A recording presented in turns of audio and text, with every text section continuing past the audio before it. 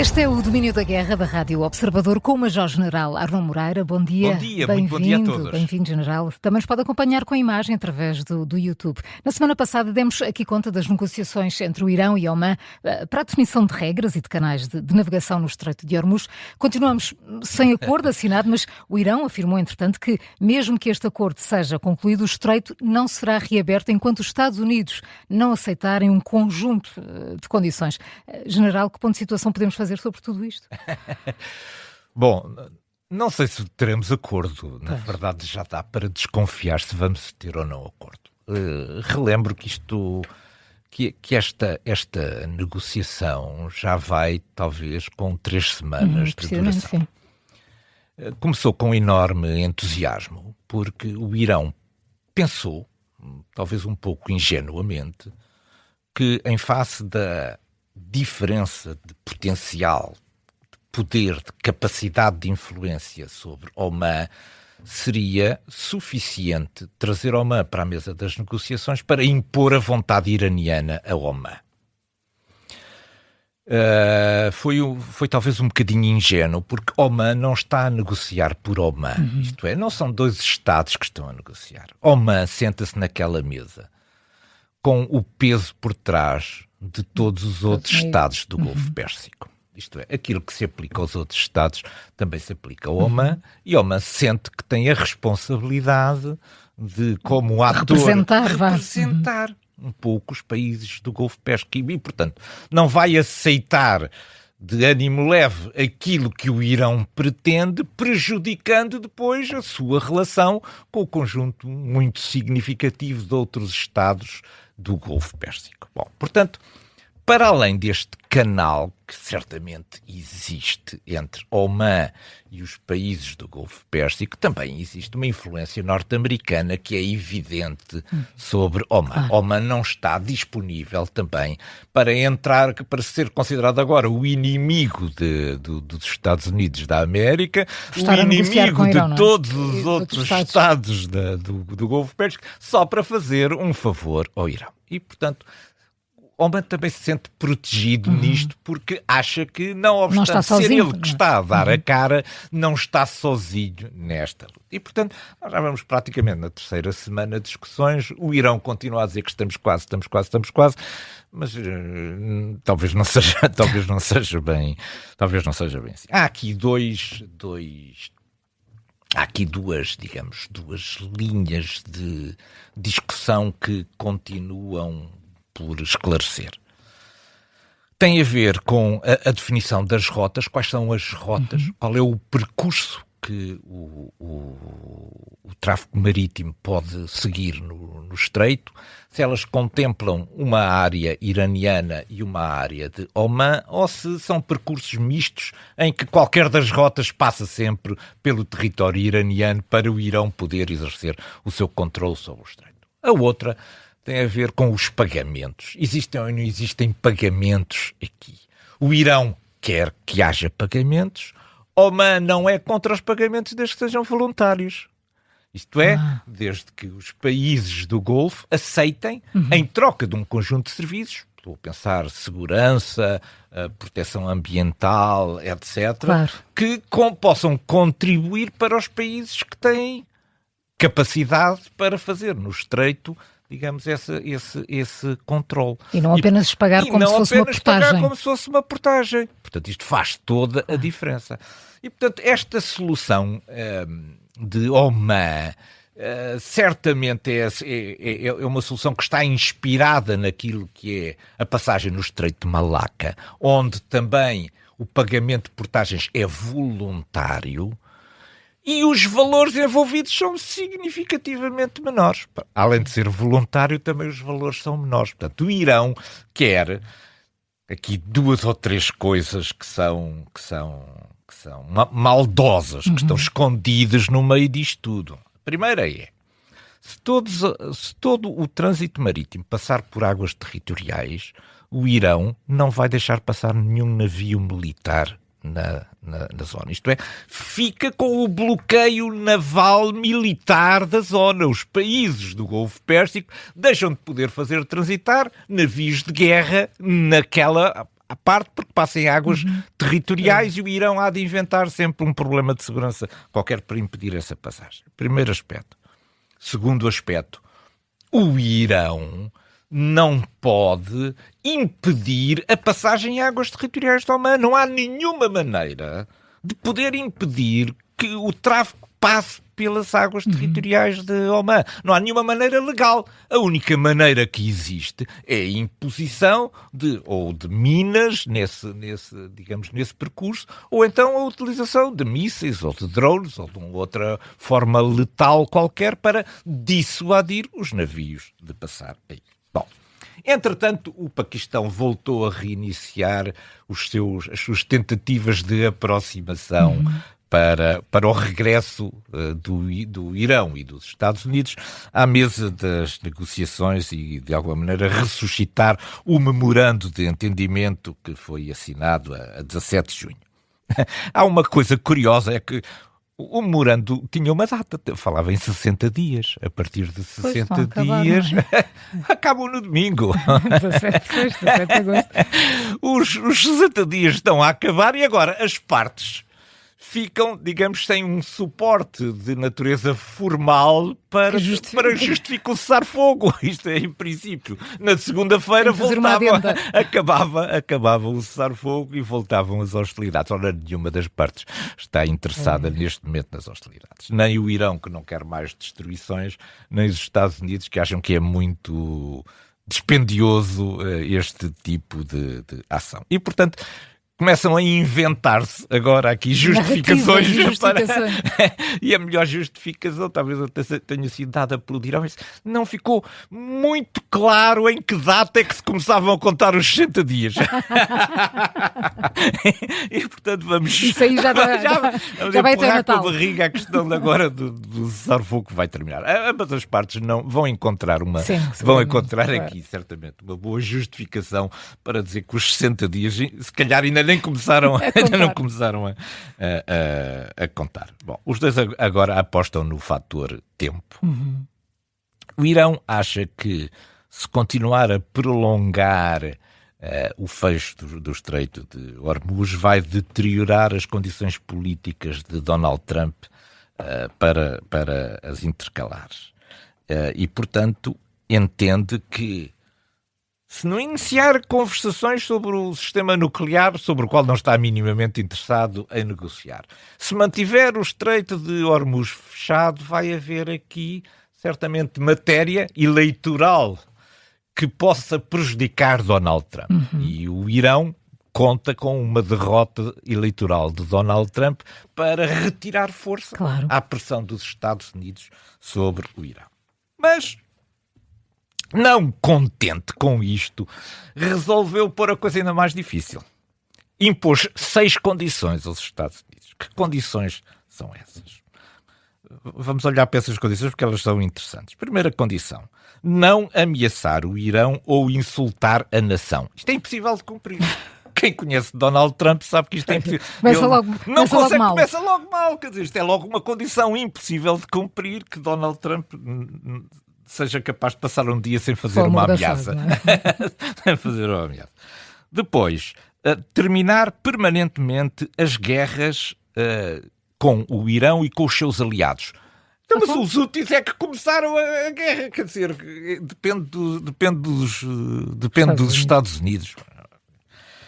Terceira, o levantamento do bloqueio naval norte-americano. Os norte-americanos têm 11 ou 12 porta-aviões operacionais, podem ir rodando-os. Não há limite temporal que obrigue os Estados Unidos a terminar o seu bloqueio. Vão rodando os seus navios.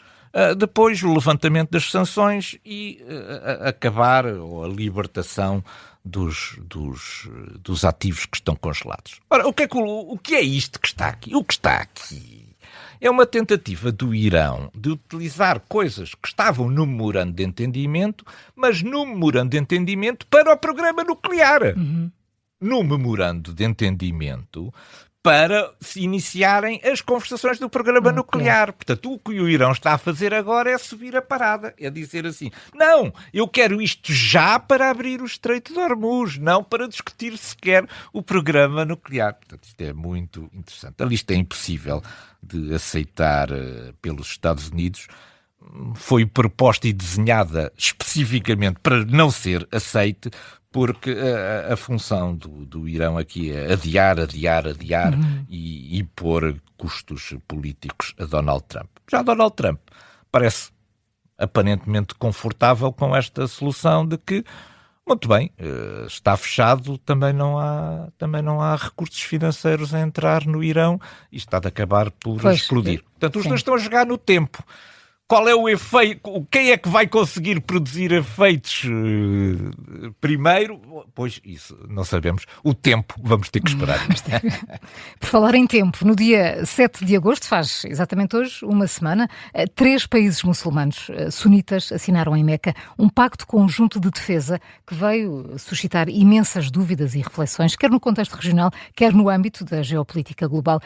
General, que pacto é este que juntou Paquistão, Arábia Saudita e Turquia e um acordo de defesa? Bom, já se falava há algum tempo na possibilidade de aparecer aqui uma nova coligação que pretendesse ter uma voz mais ativa nos assuntos do Médio Oriente. Mas talvez não com este formato. O que me surpreende a mim é o formato. Sobretudo a inclusão de uma cláusula que parece retirada um bocadinho do artigo 5º da NATO, que é de que o ataque a um destes 3 países representa um ataque a todos e, portanto, todos devem intervir para defender esse país. Isso é talvez o mais estranho. Mas vamos por partes. Há aqui, neste acordo, que vamos passar a tratar como o Acordo de Meca, porque foi assinado em Meca, há aqui um conjunto de aspectos singulares que caracterizam bem este acordo. Primeiro, os 3 países envolvidos, Paquistão, Arábia Saudita e Turquia, são aliados dos Estados Unidos da América. Não há nenhum deles que não tenha excelentes relações com os Estados Unidos, a todos os níveis, a nível económico, a nível político, a nível diplomático, a nível militar. Portanto, os 3 países não representam aqui, uma ameaça aos Estados Unidos, porque os 3 países são aliados dos Estados Unidos. Este é um aspecto particular nesta aliança. Depois, os 3 países são muçulmanos e sunitas, são os maiores, estão entre os maiores países muçulmanos e sunitas. Isto é uma particularidade que não acontece em todas as alianças. É muito particular, é um dos aspectos particulares desta aliança. Olhamos para a NATO. Tem católicos, tem protestantes, tem ortodoxos, tem muçulmanos. A NATO não se define, os seus aliados não se definem pelas suas vocações religiosas. É por outro conjunto de valores que está para lá da religião. Mas Ora, aqui... quando nós trazemos a religião, que é o que se passa aqui, é que trouxemos a religião para dentro do pacto de Meca. E isto é um aspecto singular que tem certamente, e pode vir a ter certamente, desenvolvimentos interessantes. Trazer a religião, que é um fator de grande divisão dentro do Médio Oriente, trazê-lo para dentro de uma aliança de natureza militar é muito estranho, porque as pessoas entram em guerra muito facilmente por questões de natureza religiosa, porque a religião divide muito mais do que une. Depois, ter escolhido Meca para assinar o acordo reforçou esta dimensão religiosa. Outro aspecto que me parece singular: os 3 países não têm continuidade territorial. Se olharmos para o mapa, eles não se tocam.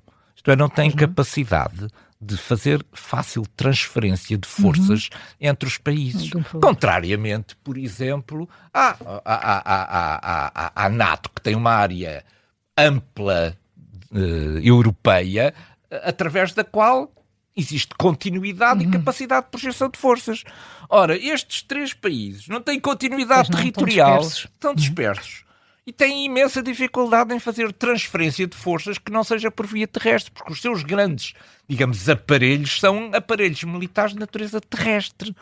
Ora, isto dificulta imenso esta gestão, sobretudo quando nós aliamos esta coisa de que o ataque a um é um ataque a todos. Bom, portanto, este aspecto da continuidade territorial é um aspecto muitíssimo interessante que não favorece o entendimento deste pacto como um pacto de defesa, porque levar forças entre países é muito difícil, porque há outros países, no meio. Bom, pois a robustez de uma aliança militar pode ser avaliada de acordo com um conjunto de critérios. Eu vou trazer apenas aqui apenas alguns. O primeiro é quem é o inimigo. Isto é, quando a NATO foi formada, não havia dúvida nenhuma sobre quem era o inimigo. Ela foi formada para combater, para suster, para controlar, para impedir a expansão territorial do inimigo. E, portanto, isso facilita imenso tudo aquilo que é o trabalho de preparação contínua da aliança para fazer face a esse inimigo. Ora, não há inimigo. Esta aliança é uma aliança militar para proteção dos respectivos países, mas não há inimigo. Não há inimigo. Então, pouco depois de assinar isto, o Paquistão telefonou para o Irão para explicar os termos do acordo, e esta semana um alto representante do Irão, do Paquistão, esteve no Irão em conversações. Portanto, o Irão não é o inimigo, o Irão é o inimigo. O Irão é ameaçador, mas daí a ser inimigo. Mas daí a ser inimigo é muito mais difícil. Israel é o inimigo. Também não parece que, apesar da retórica entre Turquia e Israel, que haja uma retórica de ameaça iminente que justifique um pacto desta natureza para confrontar aquilo que é um problema político, que é um problema também com Israel. Portanto, nós aqui entramos numa zona em que temos uma aliança militar em que não há um inimigo definido. O que é estranhíssimo para uma aliança, porque a função da aliança é, em tempo de paz, preparar-se para enfrentar um determinado inimigo. Isto cria desconfiança? Se não há inimigo, é mais difícil fazer os planos de preparação. Segundo aspecto que me parece importante na liderança, na aliança. Quem lidera é que os 3 estão em situação de igualdade. Nenhum dos 3. Há uma disputa de liderança entre estes 3 países. Paquistão, Arábia Saudita e Turquia sentem-se os 3 com capacidade de impor a sua visão sobre o Médio Oriente. Ora, não havendo liderança, dificilmente há uma aliança. Porque é que a NATO funcionou sempre bem? Porque a liderança era dos Estados Unidos. Mas será que não há aqui? Washington não estará aqui por trás? Aqui não há liderança. Aqui não há liderança. Nenhum destes 3 países tem ascendente sobre os outros para liderar uma coligação de natureza militar. Ora, uma coligação de natureza militar acaba por implicar sacrificar os soldados de uns países para ir defender os outros. Bom, mas isto sem liderança parece uma coisa estranhíssima. E há um último aspecto que me parece que é importante, que é o grau de integração militar. Isto é, uma aliança que tenha características de defesa tem normalmente depois um conjunto de estruturas, de doutrina, de meios dedicados para isso. Ora, para já não temos indicação nenhuma de que esteja a ser constituído um comando integrado único, por exemplo, que suscite uma força de natureza militar para ajudar isso. Bom, em resumo, não é por inimigo, nem é por liderança, nem por proximidade. É por uma outra coisa. Talvez 2 coisas. Primeiro, é ter uma voz muçulmana associada às disputas de poder no Médio Oriente impedindo que os países tenham que escolher apenas entre um domínio de Israel ou um domínio do Irão sobre o Médio Oriente. O que nós temos aqui é o aparecimento de um polo que pretende ser uma voz para que os países não estejam prisioneiros para escolher se querem um domínio israelita do Médio Oriente ou se querem um domínio iraniano. E uma segunda questão é o aproveitamento de um conjunto de sinergias. Quais são essas sinergias? A Arábia Saudita dá o dinheiro, a Turquia dá a capacidade tecnológica e o Paquistão dá o chapéu nuclear. Portanto, nós temos aqui a junção de 3 capacidades. Simplesmente estas capacidades não são suficientes. É preciso também política comum e eu acho que é preciso aqui liderança e essa ainda não apareceu. Então vamos ter de esperar para ver, não? Vamos ter que esperar para ver.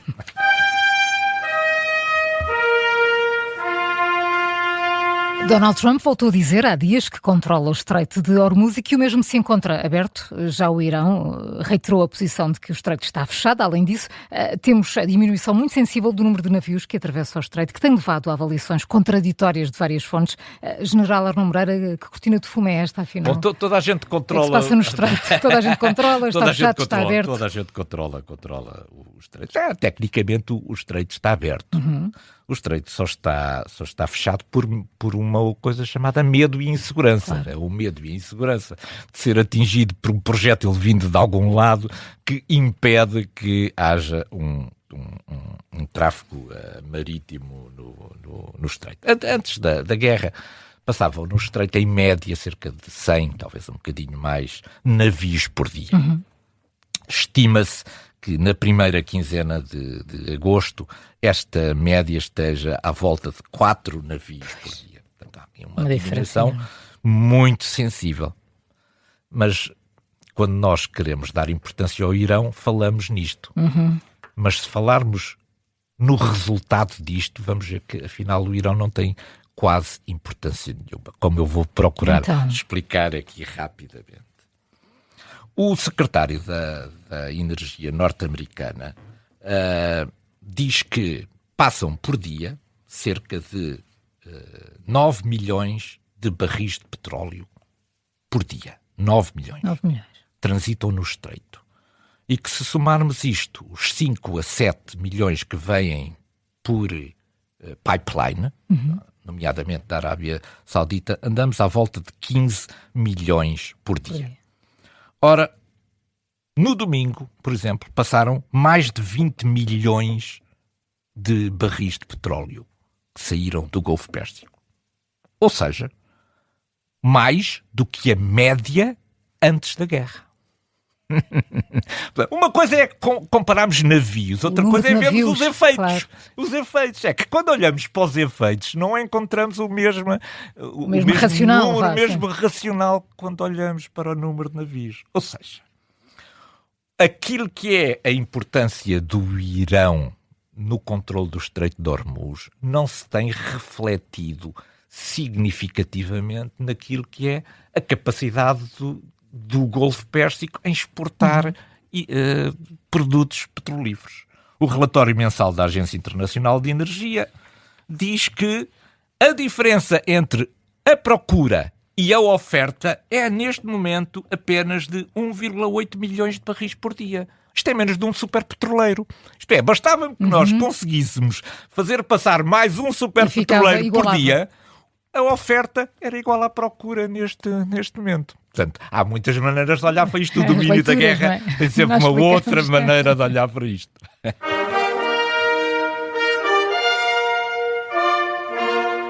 E o nosso ponto de mira de hoje foca-se sobre 3 ilhas de que pouco se fala, mas que controlam a navegação do Estreito de Hormuz. Que ilhas são estas, General? Bom, estas são as ilhas de Abu Musa, Grande Tamb e Pequeno Tamb. Estas ilhas eram para ser dos Emirados. Quando os Emirados tiveram a sua independência, 3 dias antes, Reza Pahlavi invadiu estas 3 ilhas. Na altura ninguém reclamou porque Reza Pahlavi era aliado dos Estados Unidos, de Israel, etc. O Irão revolucionário aproveitou estas 3 ilhas, são as ilhas que permitem fiscalizar a passagem todo de saber por onde é que passam os navios, se vão passar para um lado ou para o outro. Portanto, são pequenas ilhas, Abu Musa, pouco se fala, Grande de facto, Tampo ou nada, não é? e Pequeno Tampo, que está cheio de guardas revolucionários com binóculos, que é ver quem passa. quem passa e por que lado passa. Porque, de acordo com o sítio por onde passa em relação a estas 3 ilhas, Já diz determina muito também, se vai seguir a rota iraniana ou não. a rota do Omão. Na altura nós não ligámos Pois nada foi. a isto, E agora? agora mudou o regime e estas 3 ilhas ganharam uma importância brutal. Muito interessante, General Arnon Moreira. Muito obrigada por Foi um mais um prazer. Domínio da Guerra. É sempre até para Bom a fim de semana. semana. Para si também. Obrigado.